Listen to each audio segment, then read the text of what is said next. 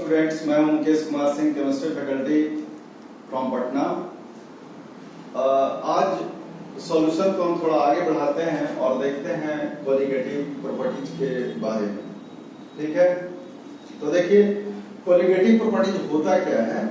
Actually colligative properties जो है वो डिपेंड करता है आपका relative number of solid particles. आप इस चीज पे ध्यान दीजिएगा। ये एक प्रॉपर्टीज है, यानी that properties of dilute solution. यहां देखिए, इस पे सबसे पहले आप ध्यान दीजिए। डाइल्यूट सॉल्यूशन, डाइल्यूट सॉल्यूशन क्या होता है? जिसमें अमाउंट ऑफ सॉल्यूट ना के बराबर, यानी वेरी वेरी लेस अमाउंट में हो, तो वो कहलाता है आपका कैसा सॉल्यूशन? Dilute solution. और यदि amount of solute large amount में हो, लार्ज अमाउंट यानी सॉल्वेंट से ज्यादा नहीं, कंपैरेटिवली थोड़ा ज्यादा हो, तो वो कहलाएगा आपको कंसंट्रेटेड सॉल्यूशन।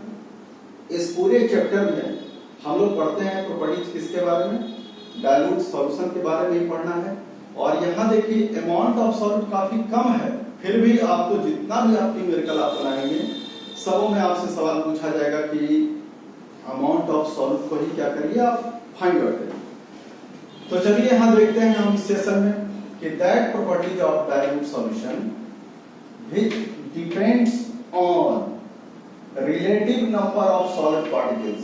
देखिए किसके बारे में कहा है? Relative number of solid particles. कहां? In the solution is called colligative properties. आगे बढ़ते हैं। कोलिगेटिव प्रॉपर्टीज जो होता है आपका, ये डायरेक्टली प्रोपोर्शनल टू होता है आपके पास किस चीज का? रिलेटिव नंबर ऑफ मोल्स का, मोल्स ऑफ सॉल्यूट। मोल्स हम कह दिए, तो यहां सब कुछ आ गया, मॉलिक्यूल्स भी आ गया, आयंस भी हो गया। तो हम ये भी कह सकते हैं कि ये डायरेक्टली प्रोपोर्शनल टू होता है मोल फ्रैक्शन ऑफ सॉल्यूट का। लेकिन जैसे ही कोलिगेटिव प्रॉपर्टीज हम लिखेंगे कि डायरेक्टली प्रोपोर्शनल होता है रिलेटिव नंबर ऑफ मोल्स का, तो number of moles directly proportional to होता है नंबर ऑफ मॉलिक्यूल्स का, डायरेक्टली प्रोपोर्शनल टू होता है नंबर ऑफ आयंस का।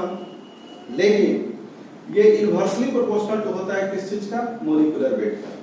तो हम कह सकते हैं कि ये क्या हो जाएगा? इनवर्सली प्रोपोर्शनल टू हो जाएगा मॉलिक्यूलर मास का, मॉलिक्यूलर मास ऑफ सॉल्यूट। ये ऑप्शन है, हमेशा ये पूछा जाता है। तो आप देखिएगा कि जिसका मॉलिक्यूलर मास ज्यादा हो उसका कोलिगेटिव प्रॉपर्टीज का वैल्यू क्या हो जाएगा? कम जाएगा। चलिए आगे देखते हैं कोलिगेटिव प्रॉपर्टीज जो आपके सिलेबस में है वो कौन कौन सा है। तो फर्स्ट है आपके पास relative lowering of vapour pressure. Relative lowering of vapour pressure को RLVP भी हम बोलते हैं। RLVP, R for relative lowering of vapour pressure. चलिए आगे देखते हैं। सेकंड जो कोलिगेटिव प्रॉपर्टीज आपको पढ़ना है वो है elevation in boiling point. Third है इसमें differentiation in freezing point.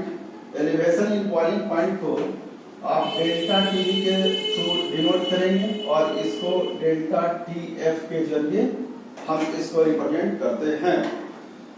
Last है और काफी इंपॉर्टेंट है, वो है आपके पास कौन सा? Osmotic pressure. इसको रिप्रेजेंट करते हैं हम किस चीज से? पाई से। तो इतना हमारे पास कोलिगेटिव प्रॉपर्टीज है जो पढ़ना है। चारों का ध्यान में रखिएगा, बारी बारी से सबका स्टडी करेंगे। Relative lowering of vapour pressure, second one is the elevation in boiling point, third one is the differentiation in freezing point and last one is the osmotic pressure.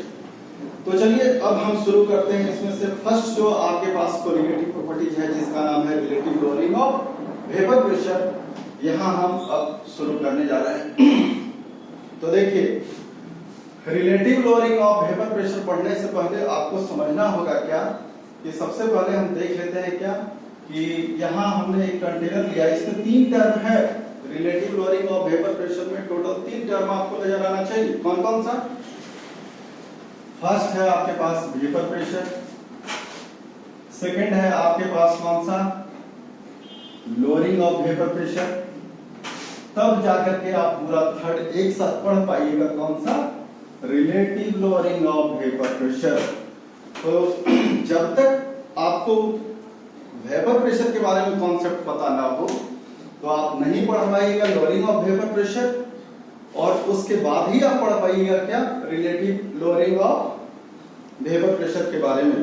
तो वेपर प्रेशर के बारे में already हमने एक video डाल रखा है अपने चैनल पे, आप उसको देख लीजिएगा, समझ लीजिएगा। बहुत अच्छे से मैंने उसको समझाने का प्रयास किया है। तो चलिए अब हम शुरू करते हैं। कौन सा? वेपर प्रेशर से ही हम शुरू करके आपको फाइनली पहुंचा देते हैं कहां? Relative lowering of vapour pressure पे। ठीक है, तो चलिए देखते हैं हम relative lowering of vapour pressure. देखिए ये कंटेनर है, इसमें हमने एक लिक्विड लिया है। कोई भी लिक्विड का अपना एक वैल्यू होता है वेपर प्रेशर का, क्योंकि इसमें कंटिन्यूअसली इवेपोरेशन होता रहेगा।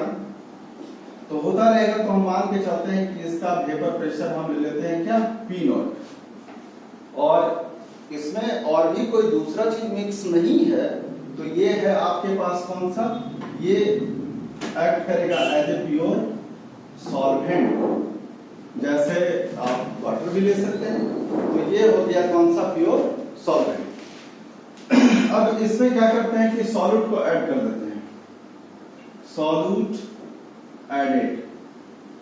तो जैसे ही सॉल्यूट को ऐड करेंगे तो आप यहां देखिए, पहले से तो ये लिक्विड था ही, पहले से तो ये लिक्विड था ही। इसमें आपने जैसे ही सॉल्यूट को ऐड किया इस तरीके से, देखिए सॉल्यूट को ऐड कर दी, इसके सरफेस पे भी चला गया, आप देख रहे हैं इसके सरफेस को भी ऑक्युपाई करेगा। तो ऐसे सिचुएशन में ये था आपके पास प्योर सॉल्वेंट। जैसे ही हमने सॉल्यूट को इसमें ऐड किया तब ये सॉल्वेंट ना होकर के क्या हो गया? सॉल्यूशन। तो अब ये हो जाएगा आपके पास कौन सा? ये है सॉल्यूशन। और इस सॉल्यूशन में सॉल्यूट पार्टिकल्स इसमें क्या आप देख रहे हैं? भरा पड़ा है। ठीक है, ज्यादा अमाउंट नहीं होगा क्योंकि हम जो पढ़ने जा रहे हैं ये प्रॉपर्टीज पढ़ने जा रहे हैं।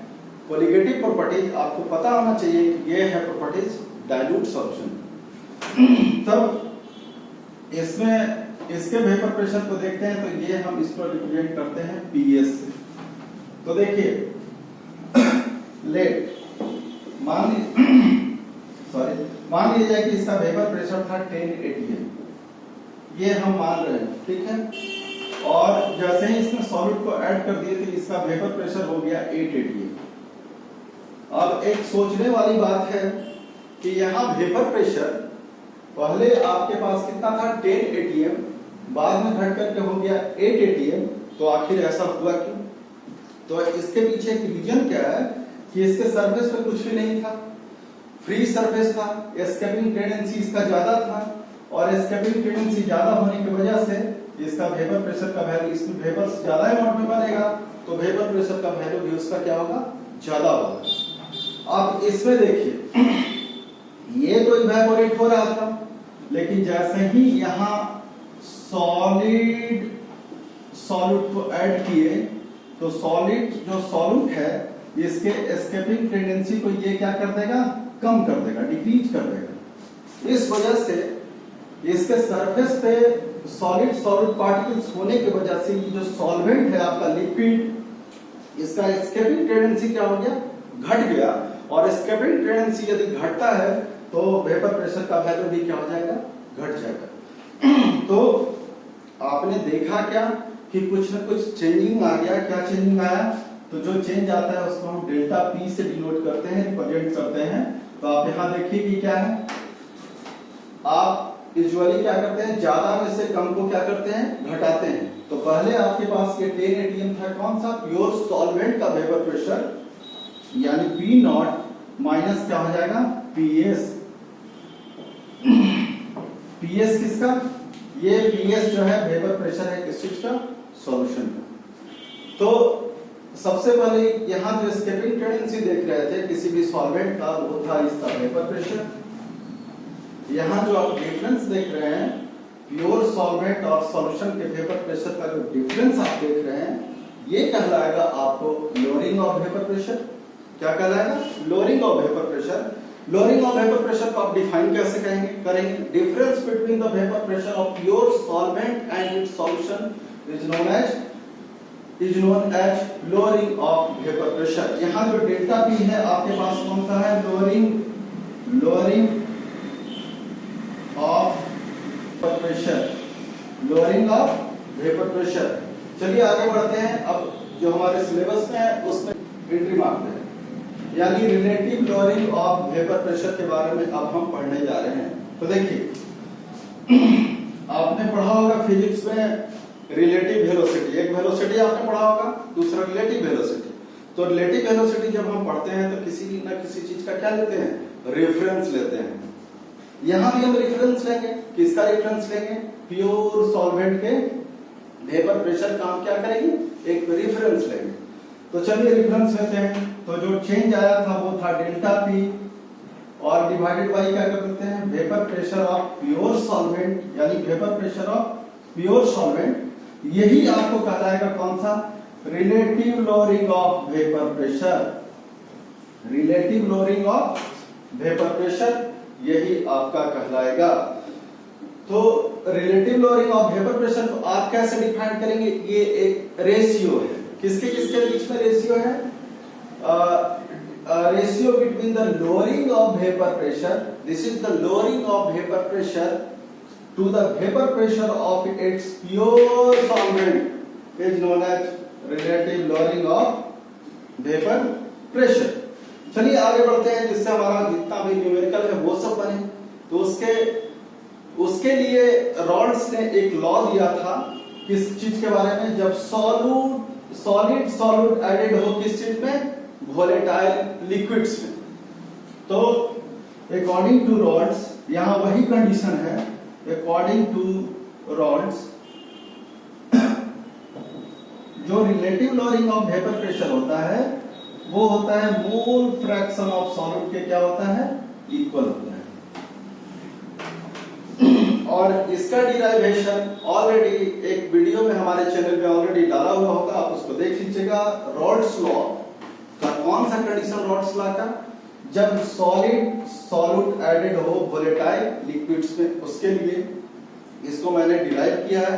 यहाँ केवल आप याद रखिएगा delta P by P naught is equal to mole fraction of solid. जैसे ही मोल फ्रैक्शन आ गया तो समझिए कि आपका पूरा का पूरा मोल कॉन्सेप्ट यहाँ से कनेक्ट हो गया, और मोल इसी से रिलेटेड आपका जितना भी न्यूमेरिकल है वो सब आपसे पूछा जाएगा।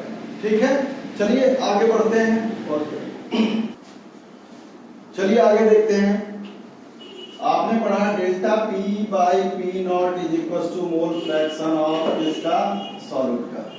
ठीक है, मोल फ्रैक्शन हम मान लेते हैं कि ये एक कंटेनर था, सॉल्यूशन था, इसमें स्मॉल एन ले लेते हैं, नंबर ऑफ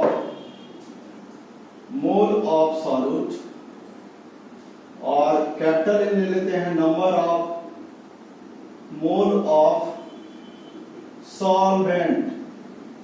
क्या, सॉल्वेंट। तो टोटल नंबर ऑफ मोल्स कितना आ जाएगा इसमें, टोटल नंबर ऑफ मोल्स आ जाएगा आपके पास कौन सा, small N plus capital, small N plus capital.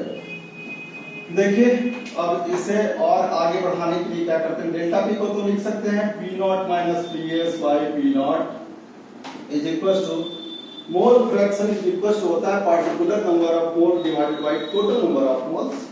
Particular number of moles is the small n, here is the n plus capital N, और इसे हम क्या कर रहे हैं, P naught minus P S by P naught is equal to, इसके लिए मान लीजिए कि आपके पास जो ये है number of mole equal to होता है वेट बाई मोलिकुलर वेट, तो W1 बाई M1 ले लेते हैं इसके लिए, और इसके लिए ले लेते हैं W2 by M2, weight by molecular weight. तब यहाँ क्या हो जाएगा आपके पास, लिख सकते हैं W1 by M1 divided by W1 plus divided by M1 plus W2 divided by M2। इस पर भी ढेर सारा आप क्वेश्चंस क्या कर सकते हैं, सॉल्व कर सकते हैं। साथ साथ में आप देखिए, आपने तो लिखा कि P0 minus PS divided by P0 is equal to N by capital N भी आप लिख सकते हैं। क्यों लिख सकते हैं? क्योंकि फॉर डाइल्यूट सॉल्यूशन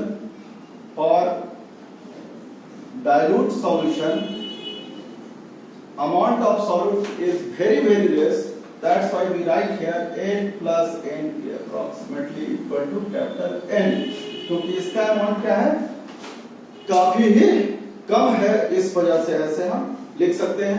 आपके पास जो भी किताबें होंगी आप उससे न्यूमेरिकल बनाइए, सारा न्यूमेरिकल इस पे आपका क्या हो जाएगा, बन जाएगा। और पूरा ही वीडियो देखने का कोशिश करिए, समझ में जरूर आएगा। तब तक के लिए थैंक यू।